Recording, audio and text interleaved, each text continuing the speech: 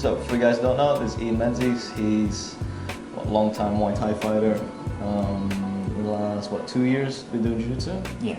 Well, two and a half. more seriously, but then you did Jiu Jitsu back in early 2000s? Yeah, I'd say you'd be right. Oh man. You've been doing longer than me.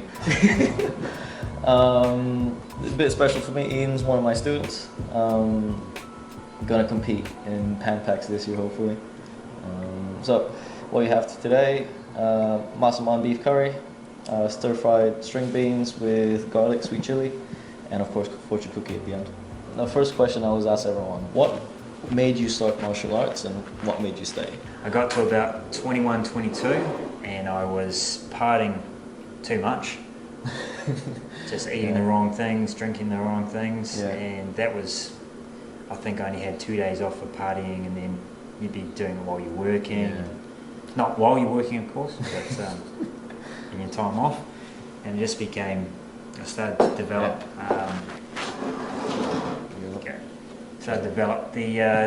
the big gut and the fat face, and I was like, no, I need to do something. And there was a local kickboxing club, sort of just down at the gym, 5 minutes walk from my house. I'm like, yeah, I'll give it a go. And I think I trained on Tuesday, Thursdays, and I think after the first class, I basically said to the coach, when can I fight? And that was me. Basically 6 months later, I was in the ring. I would have to say that it's like, I suppose, any sport or any activity. If you've got a good club or sort of, what's the word, community around you, it sort of builds it. Like when I was fighting, you sort of get to know the other fighters quite well. You end up spending your weekends with them. It becomes another group of friends. Then because you're in such close quarters, with Muay Thai, you're grappling, you're clinching, and you're spending a lot of close contact time with other guys and girls, and you get to know them quite well. So it's kind of just another family, pretty much. You fought and trained in Thailand as well, didn't you? It wasn't anything spectacular like fighting in Lumpini or fighting in Rajaman Stadium. It was in the local bar in Pattaya. They had a ring set up in the middle, and once you had your fight, you then jumped in the spar pool at the back of the bar. It was quite funny, the weigh-ins, whereas I guess anyone watching this who does Muay Thai or anything, it's basically you go away in the night before the day of the fight, and you usually strip down to your underwear or depending on your weight. And then your opponent comes out, they weigh in, you face off, you get a video taken. Thailand, it's in your back, in the back alley. Thai guy looks at your opponent, go, yeah, they're about the same, and then off you go. So it's Well, good times there. On that note, how do you compare combat sports back when you first started doing combat sports is how it is today? Like, I mean, you even did MMA for a bit. Back in NZ. I had one MMA fight. Trained for quite a bit for that. But that basically just grew from a little bit of jiu-jitsu for extra fitness training for Muay Thai. And then the MMA fight came up, so I was ringing for that, and I think I had to drop a good 5 kilo. Damn. Okay. So I did that in a week, and I was still heavier than the guy. It's quite funny, the guy that I fought, he's now actually in Perth as well, down south. And he's actually carried on with jiu-jitsu, so pretty happy with that. But it was combat sports today versus back then. It's a bit hard because I was involved in fighting Muay Thai back 20 years ago in New Zealand, whereas over here I haven't really been involved in the fight scene too much apart from spectating.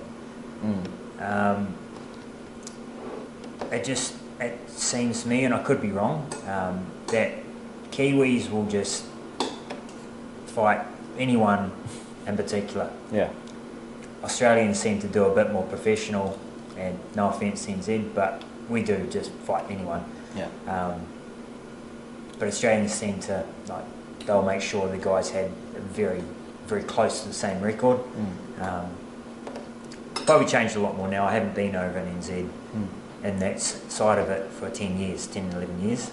So Yeah, it's just, I think both Australia and New Zealand have grown, like exploded in Muay Thai and MMA, as you've seen the success of city kickboxing. Yeah, with all the boys from there. One of the biggest ones, city kickboxing. But then you've got other gyms like, I think it was one of the fighters just out of ETK, which is Jason Suddy's gym in Auckland. He's just signed with Glory Kickboxing. And there's Auckland MMA, Hamish, they had Eve Ting, or have Eve Ting, he was fighting in one championship. Yeah, Eve Ting, and then Carl Weber down south. I think his boy just fought in Kazakhstan in the World MMA. I think it's IMMAF. Yes, I'm up, Yeah. So that's endorsed by UFC. So he just fought in that. I think it was a bit of a controversial fight, his last fight, and he couldn't continue. His opponent got DQ'd, I think from memory, I could be wrong, don't quote me. But yeah, this Fergus, the future Jenkins, I've never met the guy, but from what I see on Carl's post, he's just an absolute monster of a fighter. And Carl Weber, Hamish, they're all part of Tsunami as well. Which we're affiliated with. And so it's like, good to know all these top guys. Like we can still have a connection with them if we ever drop by NZ with the team. But it's like you said, man, they're not scared to fight nobody. But they do love to brawl. Like Kiwis love to brawl. With Mark Hunt. I've never seen him wrestle his entire career, man. He just stand and bang. Was it? Yeah. He was in K1. Was he in Pride? He was in Pride. He remember his first few fights where he jumped on the guy's head? No. He didn't know how to pass guard or anything. He jumped and tried to sit on the guy's head. But I think is Mark Hunt retired from competition? I think he's in boxing now. Because he cut ties with UFC. Yeah, so he's been through all of those, and as you say, he's now into boxing. And the guy's been doing it for most of his life. We're just seen as, I don't know, cavemen. Just trying to beat each other to a pulp. If you're on the outside looking in, you just don't understand there's a lot more that goes into any martial art than just fighting. But it's hard, especially for MMA, man, to describe it to somebody who doesn't know anything about it. I recently read the article about, I think it was Perth Now. They wrote this article about UFC coming over to Perth. And they were saying all these things like, guys, a lifeless body getting beaten on the floor, all this kind of stuff. And it's hard to argue, man. Like, do you see those knockouts at the main card? It's hard to say it's not true, but it is more skillful than that. And the skillful fights, like how was it? Where they're quite even, like Izzy and Pereira. It's hard for a spectator to understand everything that happened between the first and the fourth round. When they hit the fifth round, then it got exciting because to a layman, he's getting knocked out. But everything in between that, they don't see, they can't tell. So it is very difficult to explain why we do what we do. I think it's the same thing. Like if you have someone who's just a spectator and has never really done any martial arts in their life, they just watch UFC because they want to see blood. Whereas you get the people who are in grappling arts or Muay Thai or any striking art or MMA itself, they know the nuances with your grappling side of it and your different positions you're getting into and what's more dominant and what you can do from there. So it's trying to educate the general public that it's more than just two people jumping and trying to kill each other. I think it's still lingering effects from that first UFC, how it was open weight. Yep. You know, teeth were flying out the ring and all that stuff. Guys were getting, you know, all sorts of injuries, man. And I think the first 2 UFCs, there was no referee stoppage, no such thing as a TKO. He was lifeless on the floor. Yeah, it was pretty much a Mad Max, 2 minutes, one man lead. Yeah. Now, but you can see, like you said, man, grappling is a different look at the sport. All the way from the first UFC till now, grappling has been kind of the dominant factor in the for a champion to be champion and stay champion. So my next question for you is like, how do you feel the difference between grappling compared to striking? Like how do you compare the two apart from approaches to fighting? The obvious one's getting punched in the face and punching other people back versus trying to choke someone out or break their limb. For a layman way of putting it, I think with Muay Thai it's more explosive. You've got a lot of, yes, you've got to have endurance to last, say, a title fight. It's 5 rounds, and you've got to last those 5 rounds and push through. But there's a lot more explosiveness. You do also get something within grappling, but most of it is long-term, wear the person down and then go for something. Yeah. Training-wise, I'd say, because of the positions we're in, all our frontal planes, like your hip flexors, your quads, and all that, they get just completely worked. True. So it's a lot more isolated sort of strength, whereas kickboxing or Muay Thai is more just explosive. And you're still using it, obviously, all your muscles anyway, but it's, different muscle sort of, I'm not an expert, but different muscle systems. I think the biggest thing is, say with Jiu Jitsu, it's you're learn a bit of technique and then you're sparring every night or every training session, whereas Muay Thai, you may spar at the end in some gyms. I know the boys and girls at Soy Muay Thai that we train in a room out of, they spar every night, the fighters. They do, yeah. So it's controlled sparring. You know? It's not like hard sparring. Like there's a gym that I trained at to get ready for my Muay Thai fight. They were hard sparring every day. Every day. They do make every session. I mean, so it wasn't. You didn't train every day. If you're a fighter, you had fighters training 4 or 5 times a week, but every time you came in, it was always full on. And if you're not able to recover from that, then you're just getting injured, you're getting worse. Whereas you need to look after your body, especially with me getting on now.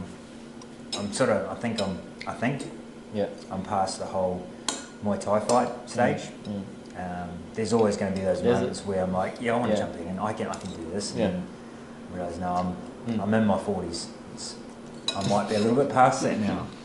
Fighting 20-year-old guys. It's like, you've got to realise your strengths and weaknesses. You don't have many 40-year-old Muay Thai guys in Perth, man. It's not easy to... It's actually quite funny because my old coach, he shifted from my hometown in Napier up to where I did my schooling up in Hamilton. Started up another club, and one of my old schoolmates who was into boxing, obviously he's same age as me, he's now got into Muay Thai and he's fought as well. So you still do have those older guys fighting. I think Ian Bronson over in Brisbane, he had a couple of older guys in his last show. So. Okay. Oh, nice. Oh, man, it's a different look. How you like being dominated in a striking match, you're just getting pummeled. You know. But if you get like your body gives out mentally, you're fatigued. But what I like about grappling is you can kind of funny way. Somebody can be completely fresh, right? And they're just being absolutely restrained. and they can't do anything about it. I think that's for me, it's one of the most fun parts of jiu-jitsu, where you're completely aware that of what's going on around you, and no matter how hard you fight, you just can't get out. Like like a top crucifix type situation, or a bottom crucifix, or even a good rear naked. Oh yeah. And someone's got a body triangle on you. Yeah. And you're sitting there, and all you can do is prevent yourself from getting choked out. Yeah. And it's rather frustrating to be on the receiving end of that. Nah, man. I think that's why grappling. I think grappling training is a lot more emotionally like draining, because you're fully aware. Like you feel a lot fresher than you are when you strike. When you strike, like, being tired is just part and parcel. Yeah. But when you're grappling, especially like jiu-jitsu, I mean, grappling as in jiu-jitsu, it's less dynamic. Yeah. It's less tiring, you could have like as easy rolls as you want, like, depending on your team, I guess. But at the end of the session, you don't always have to be completely fatigued. Whereas when you're striking, you're pretty fatigued. You don't even have the time to think about how the rounds went. You don't even have the energy for it. But in grappling, you're driving home with a fresh mind, and you think back of all the things that went wrong. Start getting down on yourself. You get tapped out so many times. Yeah. And smothered. And yeah. And you're like, oh, I could have done this, could have done that. Yeah. Doing that all day, every session, drains you, man. So I think that's another part of grappling that not many people discuss. Like, you're so aware of what's going wrong, but you just don't know how to address it. Yeah. On the way home, you still, like, after every session, just think, oh, this went wrong, that went wrong. So it just drains you emotionally, man. Being manhandled by somebody who's not supposed to do it to you, like somebody who's smaller, or somebody who's younger, or maybe just somebody with old man strength or something. Getting someone like PJ on your back. Oh yeah. And who's like, you could blow him and he'd fall away like a feather. As soon as he's on your back, you just Yeah. But then sometimes you have guys like Big James, for example. Big James, big Maori guy, and you think that you're gonna get absolutely hammered, like you're gonna be the nail for sure, and it's true, but it's a lot worse than even than you think. Like, and then you send cartwheel passing over, taking all his weight over you. Yeah. My last question for you: what do you feel is the biggest achievement from your whole career? It's kind of I'd like to say one New Zealand title. And WMC middleweight, big achievement for that. But I actually rate one of my fights that I got flown to Sydney and fought Luis Regis,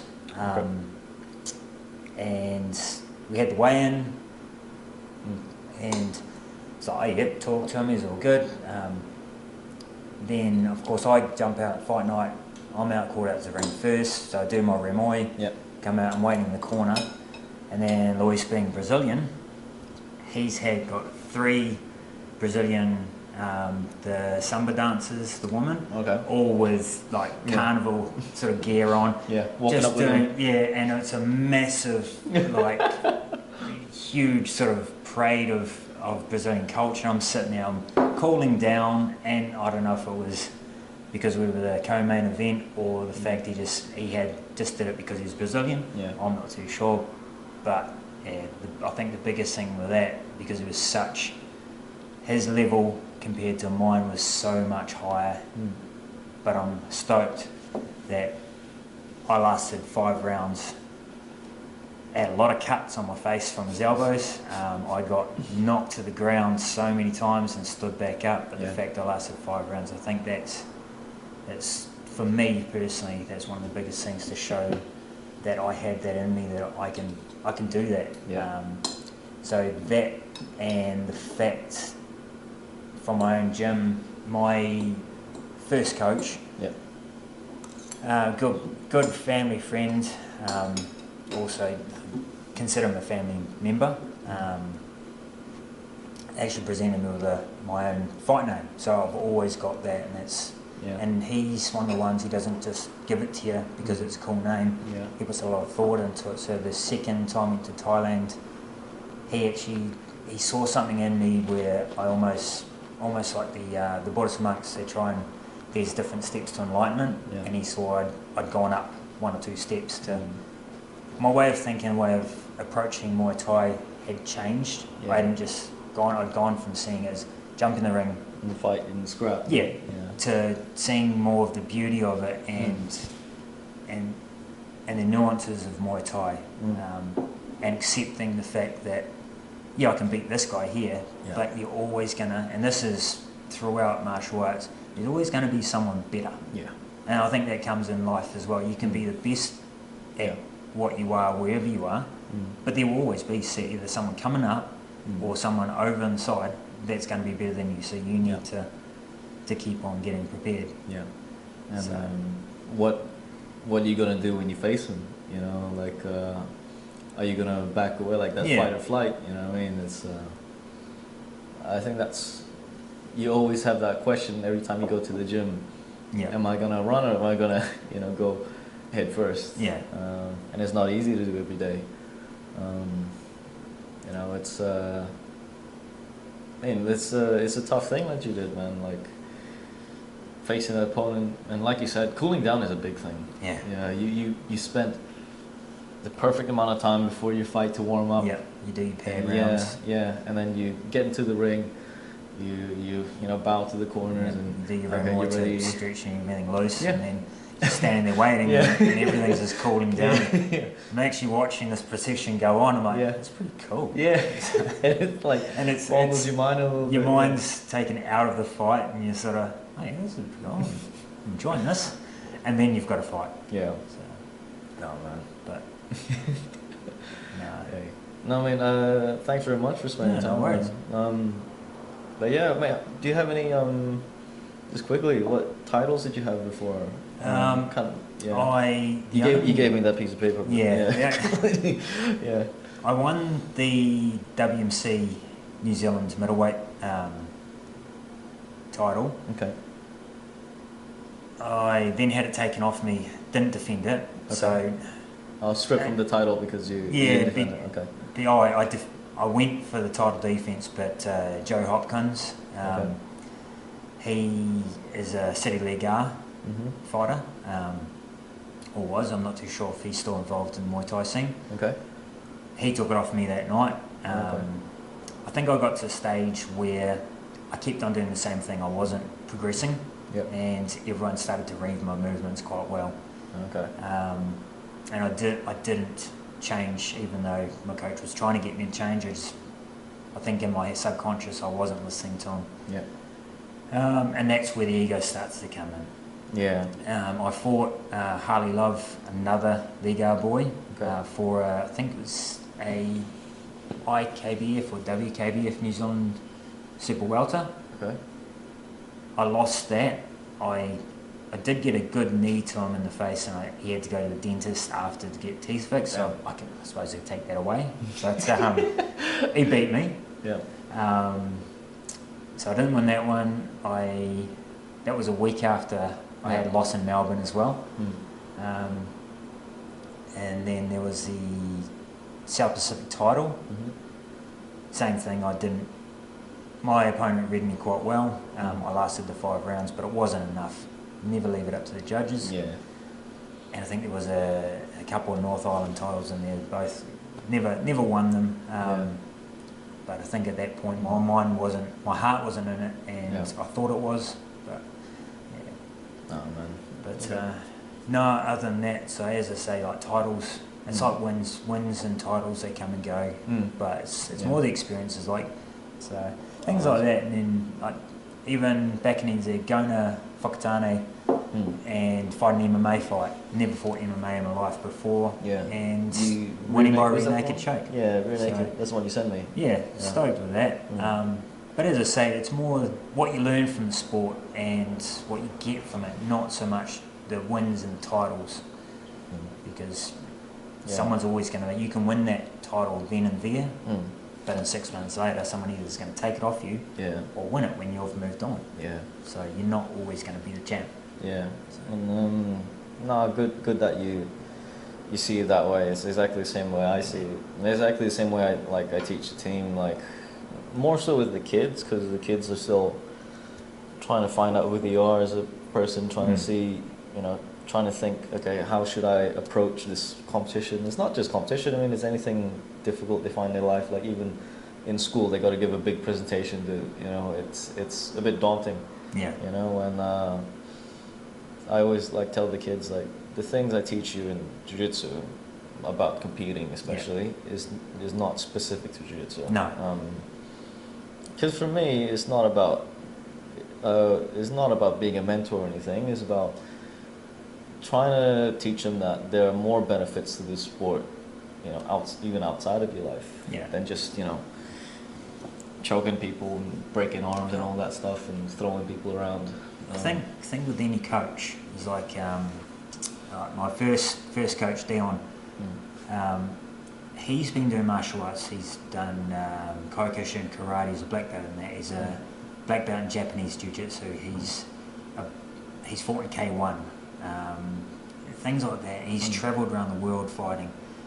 He has got more experience or learned more things than he can ever teach anyone he teaches. So it's like any coach. They've had different experiences that you were a part of, so they can draw on those experiences. And as you say, it's going to sort of reflect on everyday life. That you've got things in life that you might want to give up, whatever it is, like running a running race or like a 5K run on a Saturday morning, or you want to give up halfway through. But it's that push to say, no, I'm going to finish this. Or a task. You need to build a dog kennel at home. It's like you can give up halfway and your dog's without a kennel, or you can say, I'm going to finish this. I started it, I'm going to finish it. So as you say, everything it does reflect. It carries over. It carries over. So last little bit, pick a fortune cookie, man. I think I can read that one. I'll take that one. Have a read, maybe you can get your lotto numbers.